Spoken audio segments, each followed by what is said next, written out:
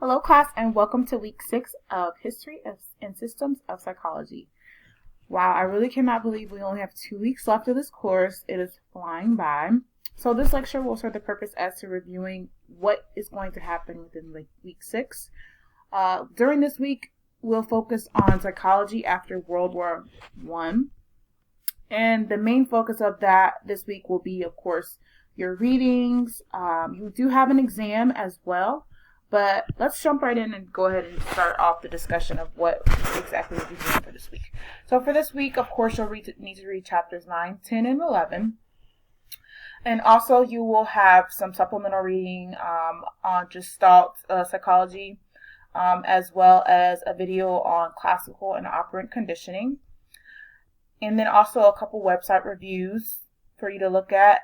Your discussion board for week 6 will focus on psychoanalysis and psychodynamic theory, which will be discussed, of course, within the chapter. And lastly, you'll have an exam over chapters 8 through 11. So yeah, that's what you have for this week. As I mentioned in the announcements, I will have your assignments graded no later than Wednesday. I'm going to get started on that for you guys, as well as grading your discussion board posts. So look for your grades during that time. But for right now, what I want to focus on is, of course, going through your chapters. And also, I do want to talk to you a little bit about the capstone. Considering it is 2 weeks away, there isn't many assignments that are due this week. So I think the main focus that you should focus on is at least getting a look at what your capstone is needing and requiring from you guys. And that assignment is going to be due on Friday, the week of week 8, and that is Friday. I'll pull up my calendar. Friday, February 28th.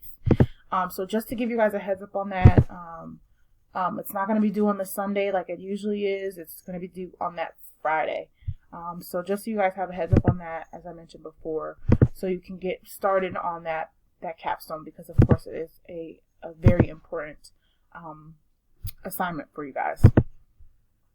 So yeah, let's see. So you have chapters 9, 10, and 11. I'm going to see which one I'm going to focus on. I don't want to go through all of them. As I mentioned before, I always like to keep these videos quite short, just so you guys have enough time to review and go over your weekly assignments and your readings and prepare for your exam. So sorry, I should have had this open already, but of course I am doing it now. Let me scroll through this and see exactly which one I want to talk to you guys about. And I'm also going to take some from the exam, so you have a little bit of information on where the information is coming from and what to focus on in terms of your exam. So after glancing at your exam, there's some key components of Gestalt psychology that will be on the exam. So just remember, in terms of this material, this will be on the exam, and also in regards to a couple others, but I'm going to briefly go over this so you have some information. So a little bit of background on Gestalt psychology, or Gestaltism.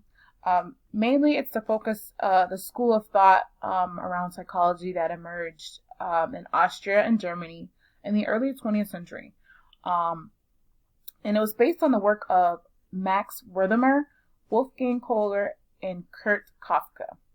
So basically the premise of Gestalt therapy or Gestalt psychology is the thoughts and beliefs that all objects and scenes can be observed in their simplistic forms. So basically, this theory is surrounded based off the the pattern or configuration of simple concepts or simple forms. And I'll explain that a little bit deeper, but that's kind of like the generic textbook version definition of what Gestalt therapy is. And sometimes it's often referred to as the law of simplicity. This theory, it proposes that, the whole of an object or I want to say scene, but a scene, is more important than its individual parts. So whenever you hear that phrase, sorry for the interruption. As I was saying, so that frequent common theme or saying that you hear oftentimes is the whole of an object is more important than its individual parts. So, for instance, a car. If you break down a car and you have different areas or parts of the car, say the engine, brakes, tires, things like that, all of that is more useful together. So this whole car together is more useful than its individual parts. So kind of think of that in that specific term when you're thinking of psychology and this theory and these components of this theory. Sorry. There won't be any more interruptions, I promise. The social landscape after the Great War. So, as I mentioned before, this area of psychology is focused on, times during World War I and things like that, and this will focus a little bit more on that time and how psychology was thought of and practiced. So, of course, after the war, psychology as a profession and academic discipline counted significant losses. And we talked about how the asylums were developed and how the people were being treated inhumanely and things like that. So, of course, psychology took a major hit, and a lot of people started discounting the credibility of psychology and how effective it may be and things like that. So, of course, public and private subsidies to universities declined, as well as psychology was given a lower priority than physics, biology, engineering, chemistry, and things like that. However, as we reach the mid-1920s, that's where we see where psychology it took a turn, and it became more prevalent and more focused on. So, moving on. So, of course, there's always a tie. During this time, there's always a tie into politics and psychology and how that's significantly related to the psychology and theories of that time. So during this time, of course, Nazis officials demanded that psychologists must embrace the Nazi ideology. So their ideas, their thoughts, their beliefs, they believed that psychology should encompass that.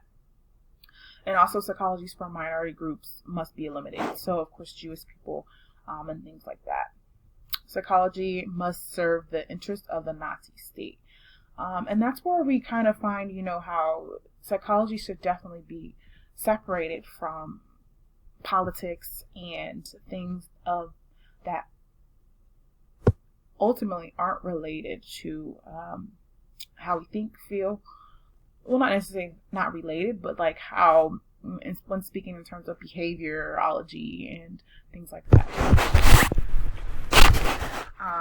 And of course, when we talk politics, we talk about beliefs and our values and things like that. However, whenever I think of psychology, I think of, yes, beliefs and values are incorporated into that. However, when we think of the disorders and things like that, I think that more along the lines of what we need to do in order to prevent and treat these disorders and help with overall psychology and behavioral health. So, of course, in opposition to the Nazi officials, the communist officials also demanded that psychology must serve the interests of the working class. And as we know of today, psychology and mental health affects people of multiple levels, multiple socioeconomic statuses. So the wealthy experience mental health issues, the poor, the middle class. So I think that when you think of it in terms of politics and psychology, this can be damaging to a lot of people, because if we just focus on the working class, we're not capturing the other socioeconomic status levels that can be impacted by mental health. And psychology must embrace Marxism, and psychologists must reject Western theories. So, the principles of Gestalt therapy, or Gestalt psychology, I keep trying to say therapy, because technically it's considered a therapy model, and you'll learn a little bit more about that in other psychology courses. But philosophy, of course, is the holistic principles. Psychology research, and that's your perception of what your research is telling you, and also physics. But here's a couple of the key components of great minds in terms of the Gestalt theory.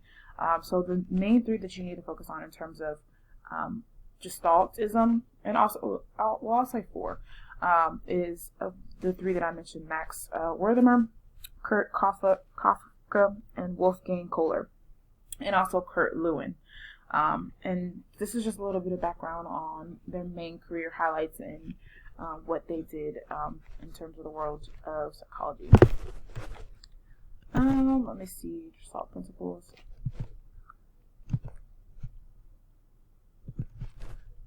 As I mentioned before, you guys can review these slides and go over them in a little bit more detail, and also you'll have your textbook and you'll be able to review them as well.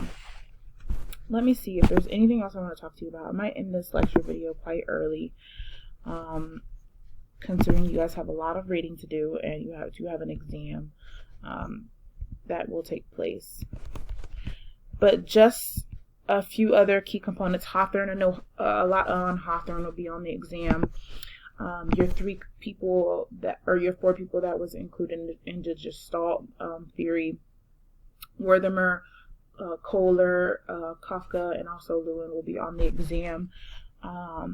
Vygotsky, I believe there is a couple questions on him. Jean Piaget is a huge component in your exam for this week, so I'll discuss a little bit about him. He, of course, remains one of the most prominent psychologists in the 20th century. His focus was on developmental stages, and it has created significant research and studies conducted over many years that has been a great focus on what developmental stages that children and also adults may experience. So he had ideas on the stage-by-stage factors of development, including moral values, political beliefs, and even geographical concepts, including environmental factors and things like that contribute to the development of a child into an adult, or a teenager into a young adult into an older adult. And his theory also explains how well children deal with conservation of volume, weight, and amount in terms of psychology and the huge realm of what encompasses that. So that's a little bit on Piaget. Let's see. All right. Like I said, I'm going through this very quickly. Behaviorism. We talked a little about behaviorism last week, so you guys should have some great information on that. But if there's anyone I think you should focus on for this week, would be, of course, B.F. Skinner and his ideas of behaviorism. That will be on the exam for sure. Of course, he is a major component and one of the most prominent psychologists in the 20th century as well, in terms of his behaviorism and his theories proposed around why we do what we do in terms of behavior. And so also, I know we talked about Little Albert, a couple of the operant conditioning and terms like that, but B.F. Skinner was also one of those psychologists that had a specific experiment focused on what his beliefs were. So it was the Skinner's box. And this was an experiment where a mouse was placed inside a specifically made box. It was made to allow the mouse to move freely around.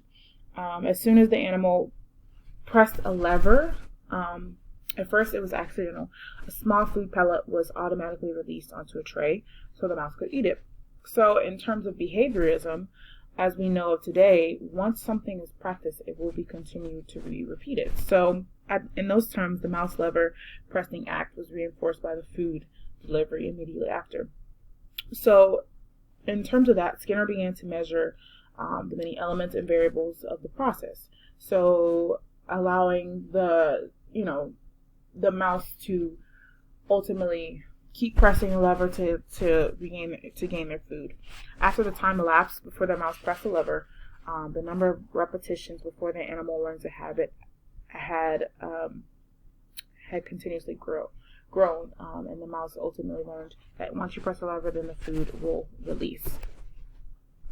So that behavior is conditioned. Of course, after that behavior is conditioned, the rats would develop their reflexes by achieving certain goals, such as getting food after pushing the button. And of course, they quickly learned about the behavior, and they were rewarded. So, as I mentioned before, this is operant conditions similar to what you learned before. I think that's all in terms of B.F. Skinner. I'm rushing through this, I know. Psychoanalysis will definitely be on the exam as well, so just having some key components from that stand out to you. And I know I may not touch on everything that's going to be in the exam, but just so you guys have a little bit of background information as to what exactly will be on the exam and what to focus on. And also, Erik Erikson was a huge component of psychology in this time period as well. He, of course, observed hundreds and hundreds of patients between 1902 and 1994, around those times. Of course, not during 1902 because that's when he was born, but during that time frame, he analyzed and observed between the mid-1920s all the way up until his death. He theorized that all people pass through 8 developmental stages that stretch from birth to death. And that's similar to what we just discussed with Piaget and his developmental theories. So in each stage, the ego faces a developmental conflict, which we know the ego is stemmed from Freud. And that's a lot you'll learn from.